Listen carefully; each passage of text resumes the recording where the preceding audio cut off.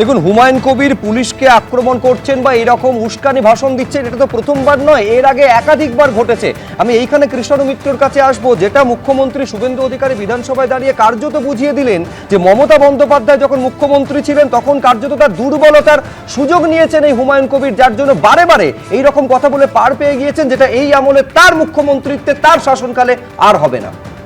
না, এখন নিশ্চয়ই মুখ্যমন্ত্রীর বক্তব্যের অনেক অংশের সাথে আমারও ভালো লেগেছে যে উনি একটা আইনের বলবৎ করব, কেউ যাতে ধমকানি চমকানি হুমকি দেওয়া, এই পরিবেশ নষ্ট করা, উগ্র ভাষণ, কিন্তু এটা ইমপ্লিমেন্টটা কিভাবে হবে?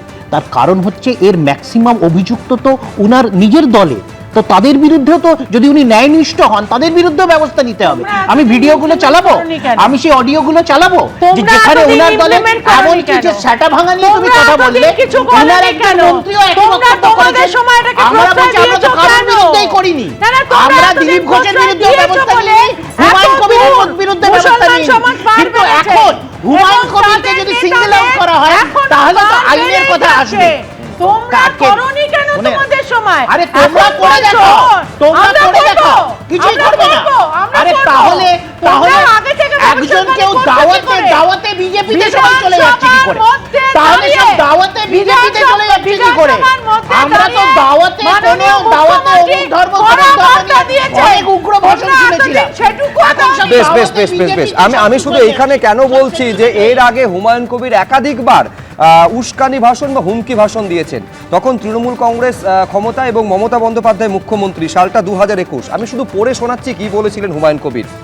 তিনি বলেছিলেন যদি ওসিকে আক্রমণ করেছিলেন সেবারও 2021 সালে বলেছিলেন যদি ওসি থাকার ইচ্ছে থাকে না হলে 48 ঘন্টার মধ্যে তোমাকে বাধ্য করব এখান থেকে তাপ্পি গোটাতে। ওসিকে উদ্দেশ্য করে বলছেন, ওর সামনে গিয়ে টেবিলের ওপরে পা তুলে বসবো, তখন বুঝতে পারবে হুমায়ুন কবির কি জিনিস। এই রকম বক্তব্য রাখার পরে কোন কড়া ব্যবস্থা হুমায়ুন কবিরের বিরুদ্ধে হয়েছে আমি এইখানে দর্শকদের সামনে রাখতে চাইবো যে এই হুমায়ুন কবির পুলিশকে আবার হুঁশিয়ারি দিয়েছেন, ওসিকে উদ্দেশ্য করে কি বলেছিলেন, যার প্রেক্ষিতে শক্তিপুর থানায় তলব করা হয়েছিল, স্পষ্ট ভাষায় আবার আক্রমণ করেছেন এবং যাবেন না বলে দিয়েছেন। দুটো বক্তব্য হুমায়ুন কবিরের পরপর। এই ওসিকে সরানো শুধু না, একবারে ওকে যে পোস্টিং দিতে হয়, যদি না দেয় 10 লোক নিয়ে থানা ঘিরে একে কলার ধরে থানা থেকে বের করবো, কারো বাপের ক্ষমতা থেকে তো আমাকে রুখে নেবে। এই শক্তিপুরের ওসিকে হচ্ছে মানুষের বাচ্চা না, একদম হারামখোর, একদম বেঈমান, একদম সাম্প্রদায়িক লোক। আমি যাবই না, আগেই বলেছি শক্তিপুর থানার ওসির যে ঔদ্ধত্য, যে আচরণ, একটাই কারণ ওসির বাজে বিহেভ। সে আমাদের প্রত্যেকটা কর্মীকে গালিগালাজ করছে, বাপ তুলে গাল দিচ্ছে। সেই অধিকারটা তাকে কে দিয়েছে?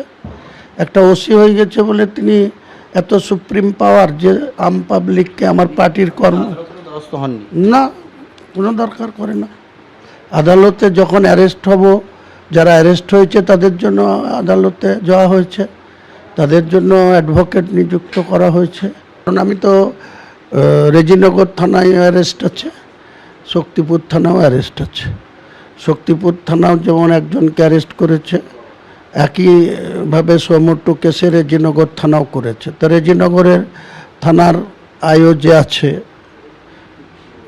বিজন রায়, যে আমাকে নোটিশ করেছে এসআই, তিনি বিভিন্ন থানার ওসি ছিলেন, এখন ঘটনাক্রমে আবার এখানে এসে সেকেন্ড অফিসার। তো সেখানে আমি যাব আগামীকাল।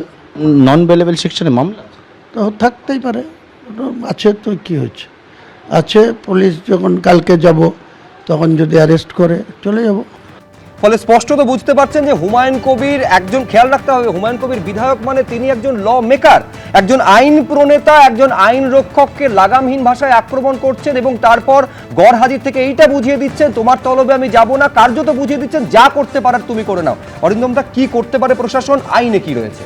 দেখুন, প্রথম কথা, মাননীয় মুখ্যমন্ত্রীকে অসংখ্য ধন্যবাদ জানাই। I paid my deep respect mister Suvendu Adhikari. বিধানসভাতে উনি যেভাবে ব্যথাহীন কণ্ঠে আজকে যে বক্তব্যটা বলেছেন, উনি কিন্তু চাচ্ছেন আইনের শাসনটা, যে আইনটা আছে সেই আইনটাকেই ইমপ্লিমেন্টেশন জন্য। আমরা দেখেছি হুমায়ুন কবির যখন নাকি বাবরি মসজিদ দিয়ে শুরু করে, তখন আপনারা বোধহয় লক্ষ্য করেছেন যে আগের সরকার প্রতিহিংসামূলক আচরণ করার জন্য তার জামাইয়ের এগেনস্টে কেস করে দিল এবং কতগুলো ব্যাংক পর্যন্ত ফ্রিজ করে দিল। এবিপি আনন্দ, এগিয়ে থাকে, এগিয়ে রাখে।